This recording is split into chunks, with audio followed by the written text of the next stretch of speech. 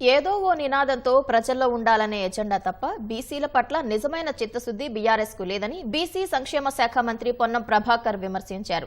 Hyderabad Indira park లో MLC కవిత చేపట్టిన ధర్నాపై కాంగ్రెస్ నేతలు విమర్శలు గుప్పించారు. 10 ఏళ్ల పాలనలో బీసీలకు ఏమీ చేయనందుకు కేసీఆర్ ఫామ్ హౌస్ వద్ద కవిత ధర్నా చేయాలని ఎంపీ చామల కిరణ్ కుమార్ రెడ్డి ఎద్దేవా చేశారు. 5 ఏళ్లు పాలించమని ప్రజలు కాంగ్రెస్ కు అధికారమిస్తే గులాబీ పార్టీ నేతలు ఇష్టారీతిన అవాస్తవాలు ప్రచారం చేస్తున్నారని ప్రభుత్వ సలహాదారు షబ్బీర్ అలీ మండిపడ్డారు. ఎన్నికల్లో పోటీ చేసేందుకు తాము ఆస్తులు అమ్ముకుంటుంటే బీఆర్ఎస్ నేతల ఆస్తులు ఏటికేడు ఎలా పెరుగుతున్నాయని ప్రశ్నించారు. స్థానిక సంస్థల్లో బీసీలకు రిజర్వేషన్లు తగ్గించింది బీఆర్ఎస్ పార్టీని అన్న మంత్రి పొన్నం అప్పుడు కవిత ఎక్కడకు పోయిందని మండిపడ్డారు. తాము బీసీల రిజర్వేషన్ల పెంపునకు ప్రత్యేక కమిషన్తో అధ్యయనం చేస్తున్నామని తెలిపారు. నిజమైన చిత్తశుద్ది ఉంటే రాహుల్ గాంధీ డిమాండ్ చేసినట్లు రిజర్వేషన్లపై 50% పరిమితి ఎత్తేసేలా కేంద్రంపై పోరాటానికి తమతో కలిసి రావాలని డిమాండ్ చేశారు.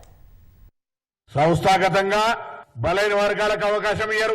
ప్రభుత్వం అధికారంలో ఉన్నప్పుడు బలైన వర్గాలకు మరి ఉప ముఖ్యమంత్రి పదవి ఇవ్వలే.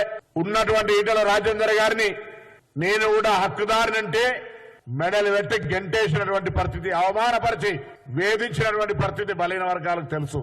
అంతేకాదు ఇలా రాజకీయంగా కూడా మా దగ్గర ముఖ్యమంత్రి గారు ఒక వర్గం నుంచుంటే పార్టీ అధ్యక్ష పదవి ఒక వర్గం దగ్గర. మా పార్టీలో బలైన వర్గాలకు ఏదైనా అన్యాయం అయితే అంతర్గతంగా ప్రజాస్వామికంగా మేము గొంతెత్తగలుగుతాం. మీ పార్టీలో స్వేచ్ఛ ఉందా? ఇవాళ కూడా ఆ పార్టీ బీసీసీఎల్ చైర్మన్ ఎవరైనా కనీసం గుర్తుపడతారా? ఆ పార్టీలో బీసీలకు గొంతెంతో చెప్పగలుగుతారా? మా పార్టీల బీసీల గొంతుకు సంబంధించి అందరం కూడా ఎక్కడికక్కడ మేము మా వాయిస్ను బరాబర్ వినిపిస్తాం. ఇది ప్రజాస్వామ్యం, మా పార్టీలో ఉన్న స్వేచ్ఛ.